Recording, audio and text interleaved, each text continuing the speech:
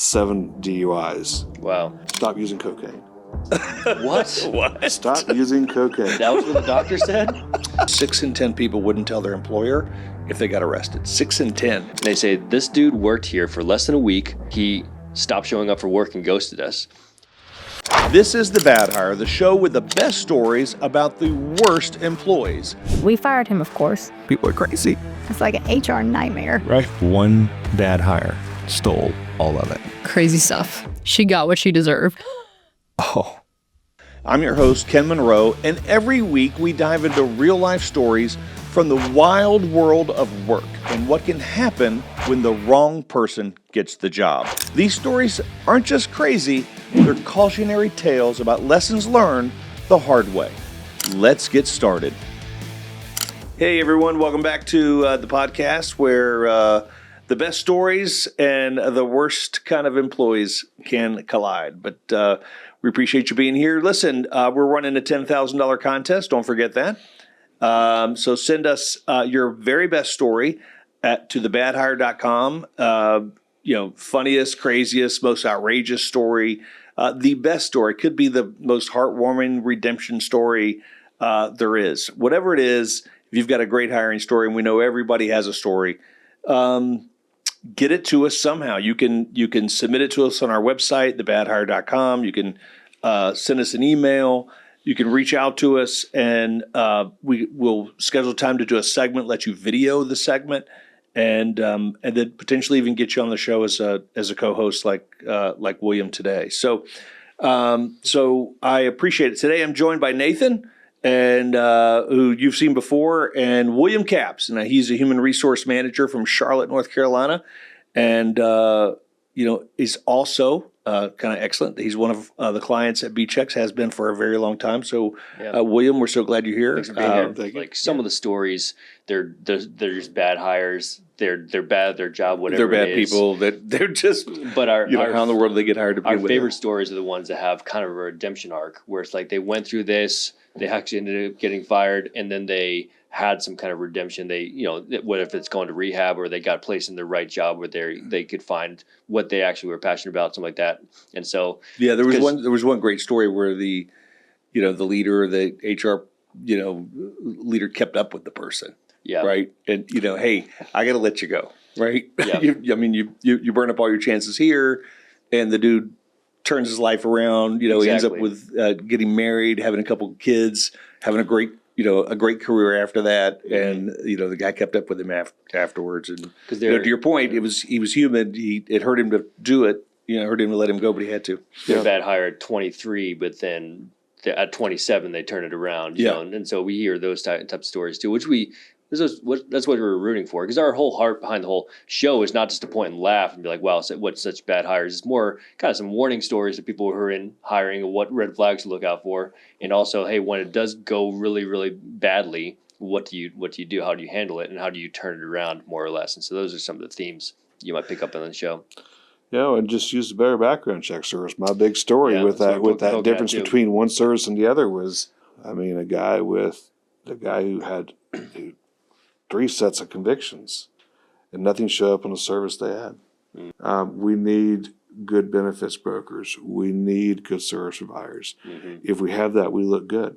Yeah, for sure. If we don't have that, we look horrible.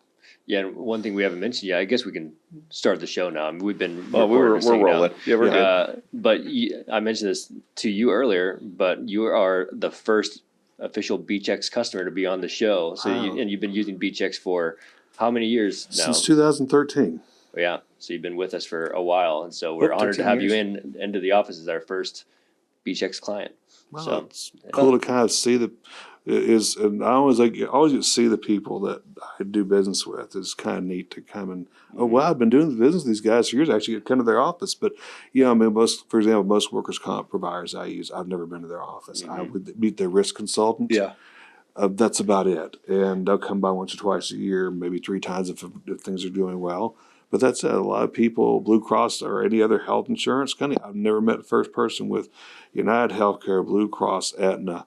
Just meet my insurance rep. And you are a connection, but they provide the services. I never met you. It's kind of neat. I was told that Microphone? you went somewhere else When we first started doing business with you, it was at a different company, and then when you moved, I have continued to insist use these people. So I mean, I like the real. And the thing was, the first company I've been at the rules in construction. I had my construction days. I had my old files. There's some people that are going to be. Let me put them in and see what BIB shows me. What's BIB back then? They found everything. All right, some sales marketing person reached out to me. Well, let me put this to the test, Right.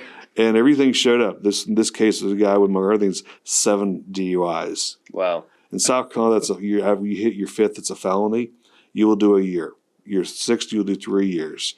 I don't know if you do it for 7, but he was awaiting trial, and the guy couldn't stay out of trouble every time he's out. Within a year, he's charged.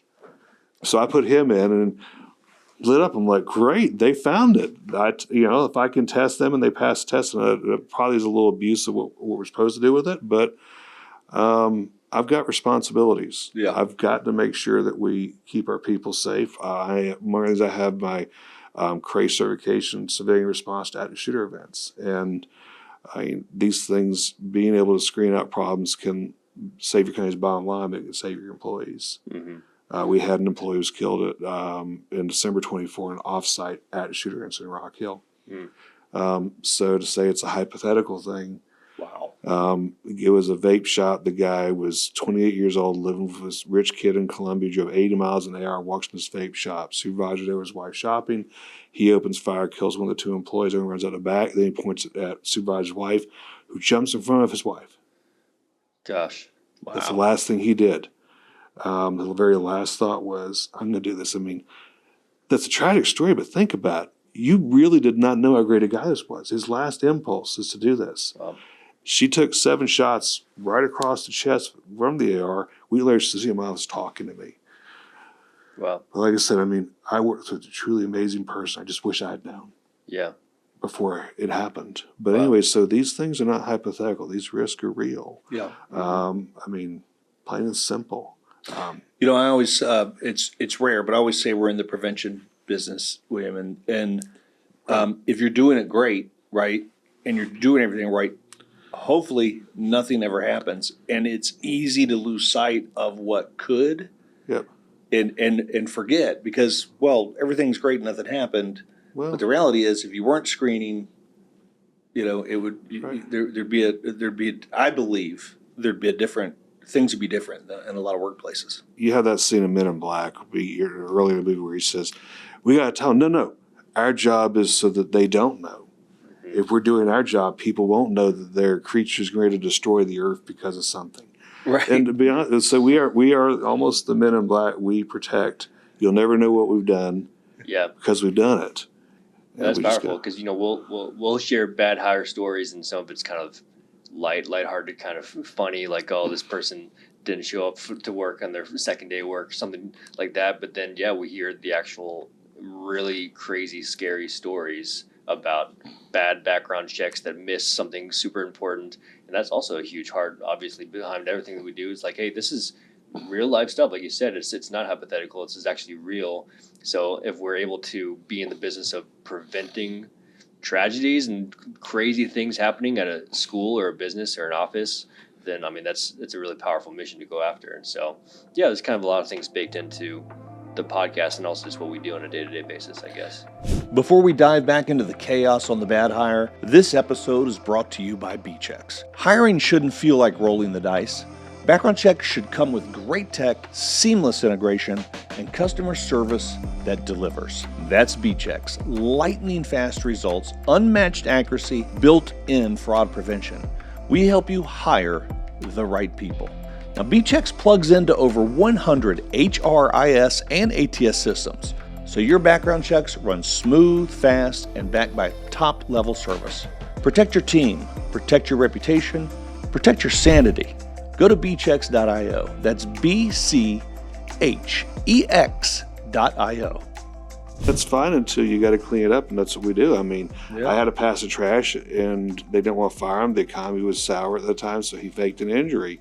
And that ended up taking time, money, So, that costs us thousands of dollars in my time because the supervisor didn't want to make a simple but tough decision or even call and get our advice. So he put somebody else and ended up taking, we probably had 20, 30 hours of work invested in making the same decision, plus cost that should have been made the first time. And sometimes if you don't want to work with the person, sometimes you need to ask the question, are they going to work out at all? And what do I have so personal against the other department manager that I'm going to send them this person? Mm-hmm.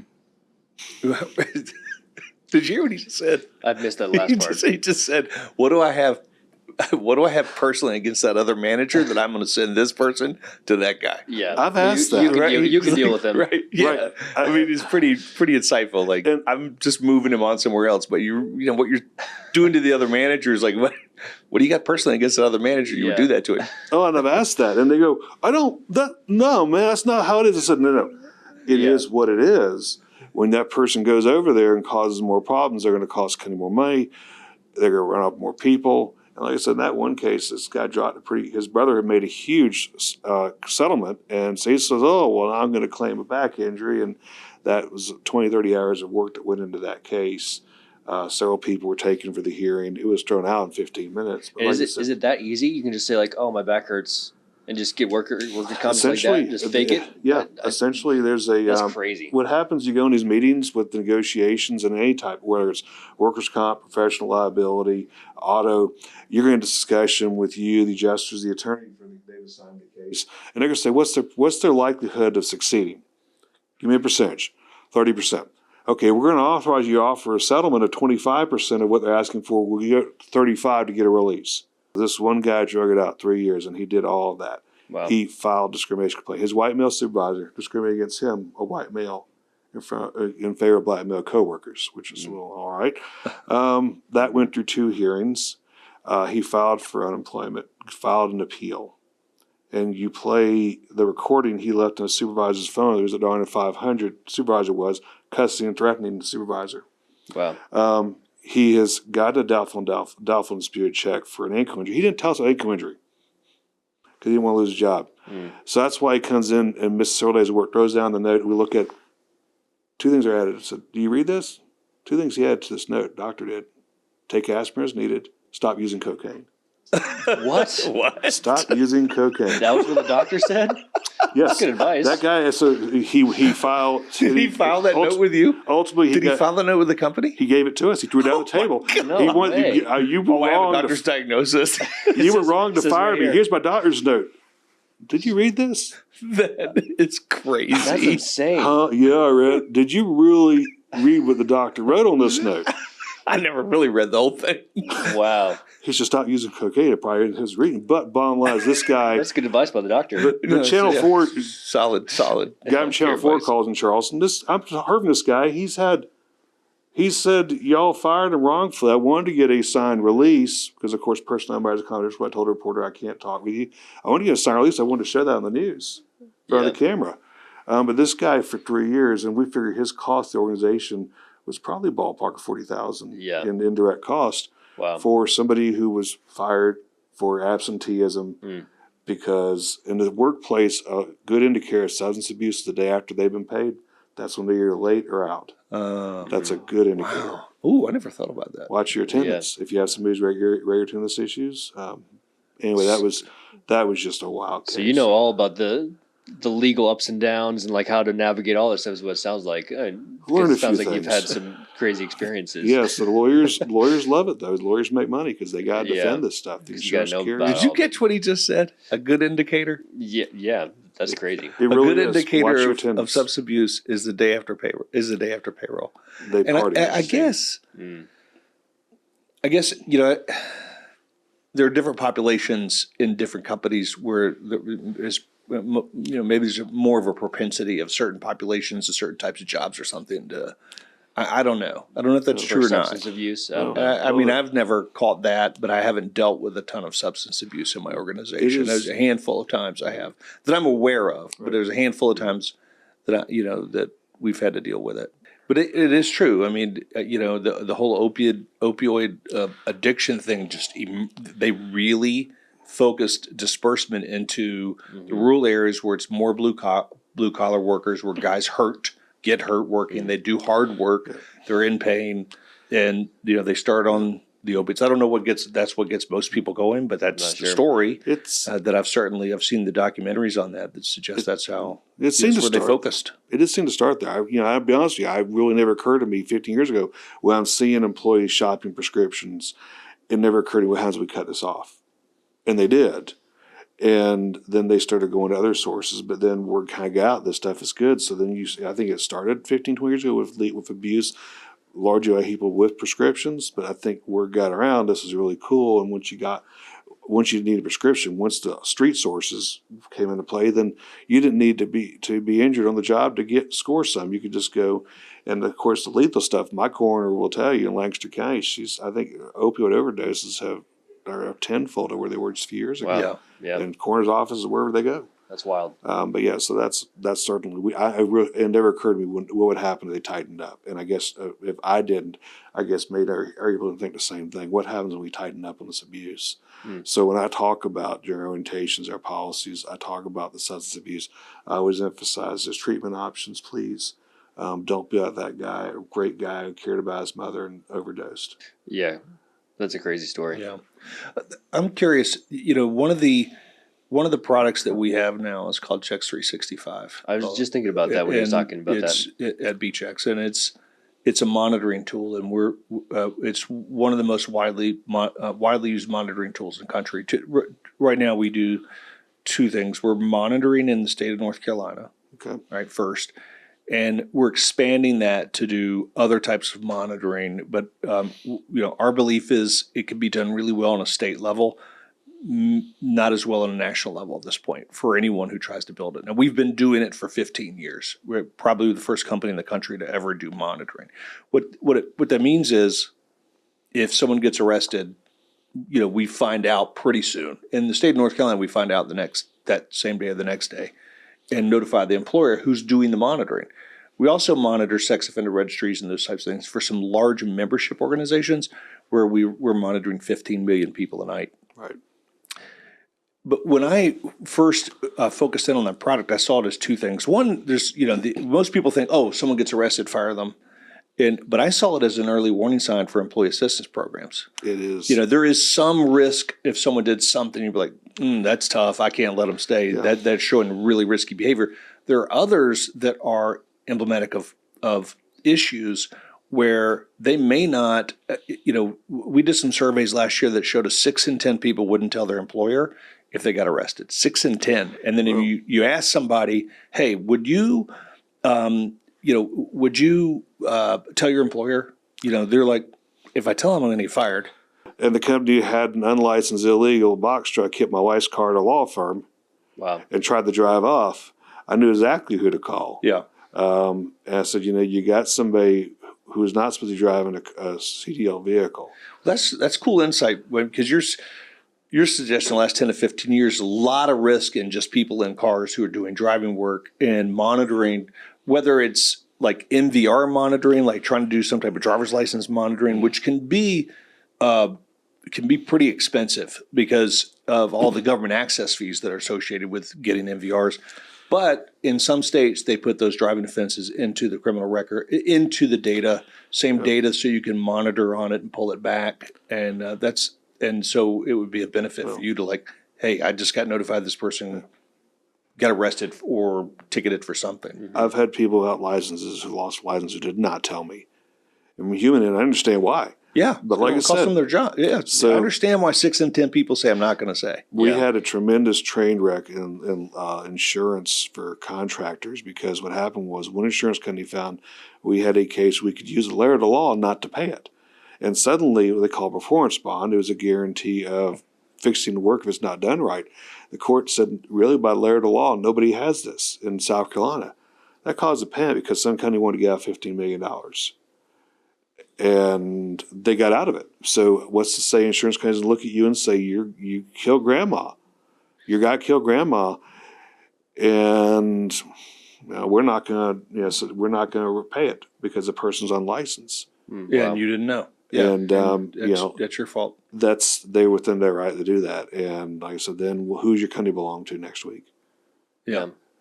That's kind of like some of the big messaging behind Checks 365 is like, hey, if this happened to one of your employees, would you even know? And what we've learned is most companies just don't know. And so when there's a DUI or some kind of criminal offense, it just kind of slips under the record, and then they just continue on their job, causing more damage, more potential damage. Years goes by, and then now we're coming up with the messaging saying like, hey, if something crazy like this happens, you can know within a day and address it in one way or another.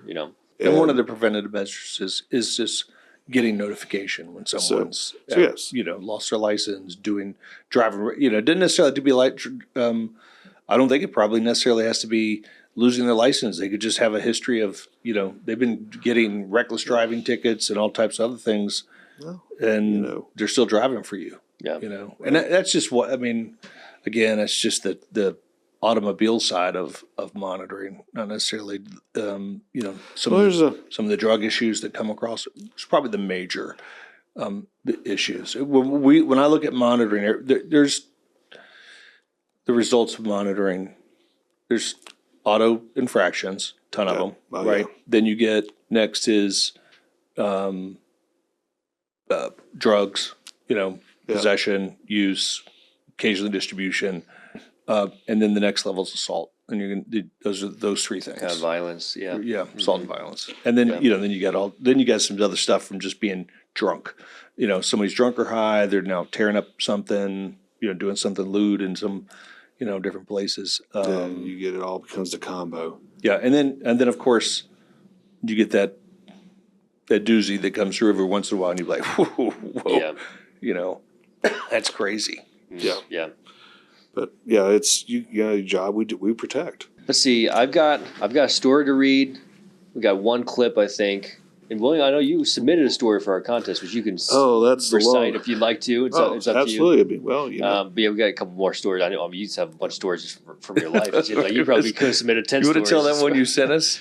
Well, yeah, we can certainly talk about that. Company I came into was the controller had the former controller was sitting in federal prison. He had gotten hired in spite of a conviction that had happened. The background check service they used, which they were still using when I came into my investigation, like, wait a minute, the background check service is bad. You're still using them? All right. So they missed it? Yes. Not only do they miss it, they get a garnishment notice for this controller's conviction.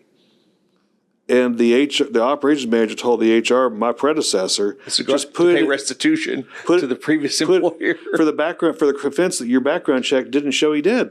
Wow. And she listened to the operations manager. Now on the other next door to her is the president's office. If it had been me, I'd have walked over and said, "We got a problem." She didn't do that. So what did he proceed to do? He starts looting the company, and he took a few weeks off to go spend time with his son. I found after he got caught into background check, actually he was in trial. He was convicted and waiting sentencing for another set. So we were the third time. No kidding. Wow. And by the way, a little warning to all the criminals out there. Okay, you go to Club Fed your first time. If it's 3 strikes federal, white collar, you're going to medium security. Yeah, you're going to be the only person at that table who didn't do a horrible, heinous offense. I wouldn't want to be that person that night. Yeah. This is remarkably similar to a story of someone I know who was running a massive scheme to steal from people, old people, right? Whole financial crimes.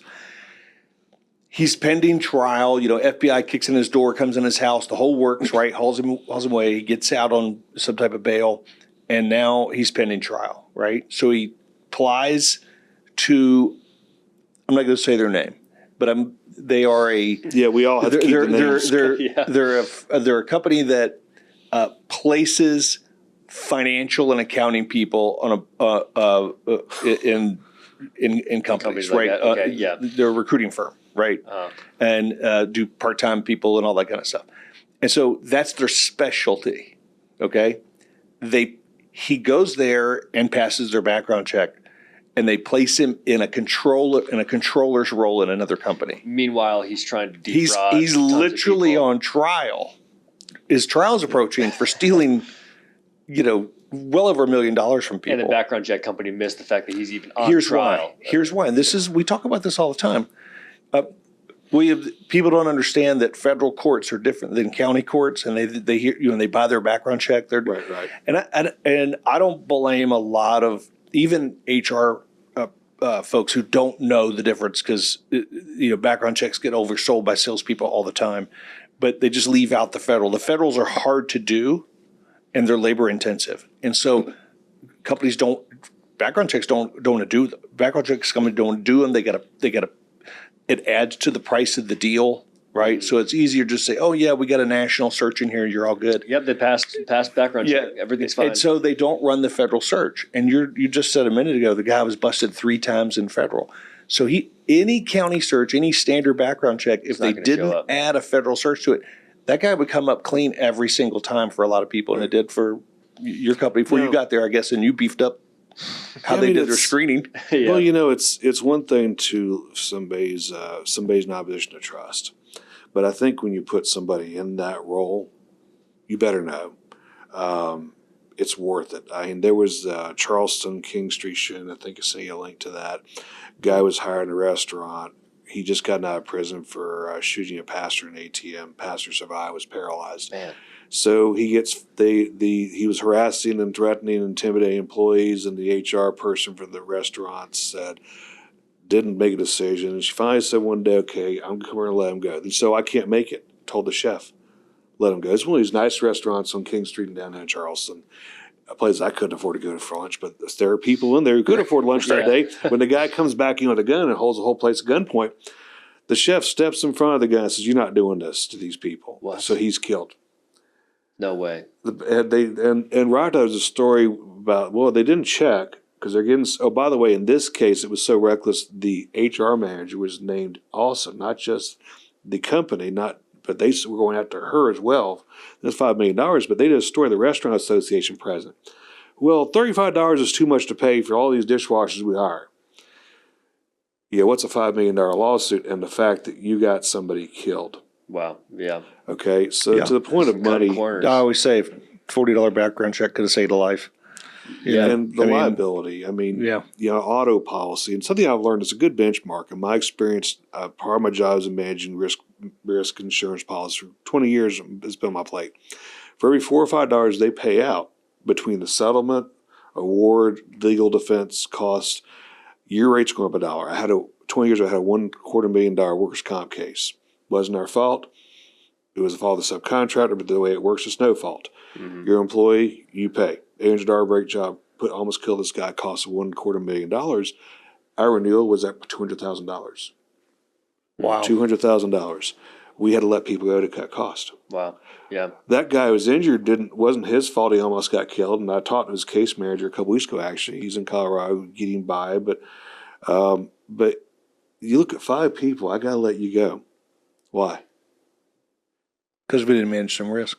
Wow. We had to pay out, so it's like, I'm sorry, man. You know what? You go home thinking about that. You should think about it. But yeah, that's the thing is, so risk costs money. Mm-hmm. And once you see your auto go up, once you see your general liability go up, then you realize it would have been more worth it to spend the $35, $40 for the background check. Mm-hmm. Exactly. And for the HR practitioner to actually learn how to do these things, understand these things. Well, clearly you figured out something, because what you wouldn't believe the number of times that we get, in BChex, the background check company running our salespeople talk to somebody, and the first thing out of their question is, well, how much is your background check? And that their leading question is price. I mean, they do that. They tilt their hand to us and let us know that, one, they don't know about background checks, and they're not an educated buyer, right?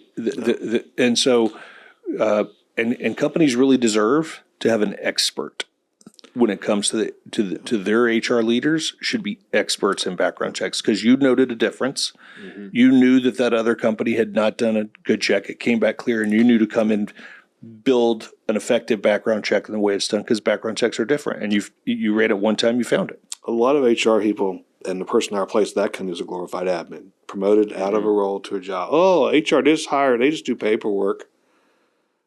They can. But if you're smart, you paid a little bit extra, you get a more qualified person who actually goes to work to protect people, as well as your company. Yeah. It should be that simple, but often it's not.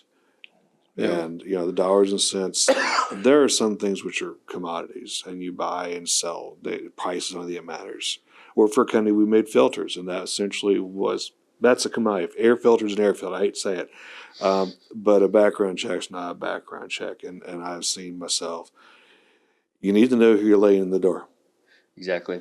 Yeah. You need to know. You need to know who you're putting behind the wheel. When I do a lot of HR, volunteer HR advising for nonprofits. You have a car. Do your volunteers work around children? Do your volunteers work with financial assets? You need to get a good service, and if you talk to them, they'll probably negotiate a price with you because they want to be supportive of nonprofits. But none of them have any awareness of this stuff. Yeah. Yeah. You're We're right. having all those same conversations. And yeah, like I said, you have more stories than we do. I feel like just from your years in HR and hiring and managing and things like that. And you got some heavier. Tell that heavier story you got. too. What's that story? I got Let's talk about some stories here. Yeah, you have been. well, yeah, you have some great You stories. just filled this room up with Unfortunately, stories. I wish I could say I'm the only person who's had these bad stories, but let's. Yeah, well, yours are more. Mine are more. Your like story, light, but that story that's like one of the best stories I've heard with the controller who comes in. You came into that job after he was there, right? He had destroyed. He had left about a year before. They're still struggling with he had trashed their books. Their accounting system was a mess. Yeah, Yes, you were Clean just up kind of and helping missed other pick up the problems. mess, and yeah. I mean, Wow. I still like the story where the doctor's note was just to stop doing cocaine. I just think That might be I the think that's best wild. one-liner. It's good. It's good doctor's Well, note. I've got a better one. Oh gosh! Oh, Lord. Oh man! You might have to come back on the show with some more stories. I got one to read, much a little more lighthearted than yours, and then one to react to that. I interviewed this lady, Marcia. Okay, so I'll read this first one. This is the story of the most unique job reference that I've ever heard. I was once recruiting for a very unique and difficult role that requires some specific certifications and licenses. I finally found a candidate who has this one super rare license. It's like one of those credentials where you're thinking this guy's basically a unicorn. It's hard to find, high demand, and it's exactly what the client needs. So everything looked great on paper, which, by the way, it's kind of a common theme around here, is everything looked great on paper. Oh yeah. So we do what we always do. We check references before we send somebody over. And the guy lists a reference that's unlike anybody that I've ever seen. It's actually not just some random manager. It's somebody that I personally know really well. So I'm thinking this is interesting. This should be an easy green light. So I call the guy's job reference and they pick up. And before I can even finish my sentence, they go, "Oh my gosh, stop. This can't keep happening." And I pause in confusion. And the guy says, "I don't know why on earth this guy keeps referencing or keeps putting me down as his reference." And I'm like, "What do you mean?" And they say, "This dude worked here for less than a week. He didn't know how to do a single thing that he said he knew how to do. And the second that we asked for a copy of this rare license, he stopped showing up for work and ghosted us." And this guy, the reference on the phone said, "You're the third person this week who's called me, this guy asking for a reference. And I've told every single one of them the same thing. Don't hire this guy. But he keeps putting me down as his reference for some reason." So that was this guy's job reference. So it comes back to me as a recruiter. I have to go back to the candidate and pretty much say, "Hey, your reference call didn't really go that well. Your reference didn't really check out, bro. Your reference actually just completely lit you on fire and told us not to hire you. So maybe you want to choose a different reference." And he said, "Oh, maybe that's why I haven't heard back from any of the companies I've interviewed with lately." So that was crazy. He just keeps using the same reference over and over again. And just like, "Stop calling me." Super bad on someone you worked for a week. Yeah. Like, And it what didn't did you go- expect? Maybe they and just it didn't expect, go well. no one's going to Well, call. he doesn't have a clue, and there's a pattern here. He didn't have a clue. That's why he lost job. He didn't have a clue. That's why I said call so and so. And then 3 more interviews that all didn't go well as his reference. Yeah. Yeah, it happens. Sometimes these people are more transparent than you would think, and they don't even realize it. Yeah. a little So bit they're too the easy transparent. ones. They help you. I guess so. Yeah. This next story is not my story, but this is actually Marcia or Marcia, who I interviewed with. Marcia or Marcia? I think it's Marcia. And she told me this story, if you want to play that clip. I've had one candidate that was interviewing for a role, and I lived in a small town, and interviewed for a production role, I think it was. And they were already working for the organization as a contractor. I think they were working security at the time. And they interviewed, their parents worked for the organization for the brewery. So the parents worked there. He wanted to get in. And so we were getting a lot of pressure from the parents who were production operators to hire their son. We put through the whole interview process and everything. And unfortunately, based off of the interview process, the individual just wasn't going to make the cut because they were a referral, and because they were part of family and stuff that worked there. I was asked, not asked, but, it was the right thing to do is to call him and to, let him know about the rejection rather than just, the blanket emails that you can send out. And so I called him and I said, this is what would happen. Here's some tips for, future. And all of a sudden the phone got really, really quiet. And I was like, are you still there? And then I hear the sobbing in the background. And this gentleman was just crying on the phone. I don't know what to do. And, trying to console him and, say, you've got 6 months to reapply, and giving him all these tips on, what things he could do. And that, we still look forward to having him here as a contractor and all these things. And it got to a point where it got really inconsolable, and his mom had to get on the phone and, apologize for him. And so it was really hard. But the worst part is that they actually lived 2 houses from me. It was horrible. It was horrible. Needless to say, he never reapplied. I think he just realized it wasn't for him. It was more like his parents wanting him to do it. So what she didn't mention there is that, well, she's mentioned that guy lived 2 doors down, ended up living 2 doors down from her. Yeah. So she was telling me that Small town woes. she would be like going out to get her mail like the day after this happened, and just like awkwardly like, hey, sorry about the other day, or like going to get her trash cans, and she would like keep running into that one guy, which I thought was very awkward. Well, William, man, we appreciate it. You've been fun. It's been cool. Thanks for I love coming it. Well, And I'll share my best story when the camera's off. That might be for the I best. think that might be true for a lot of people. Boy, that piece, that little clip's going to show up in all your stuff. Yeah, that's right. Yeah. Yeah, that's for sure. Yeah, Man. let us know. But thanks. Hey, listen, if you haven't yet, submit your stories to us. You should. We'd love to see them.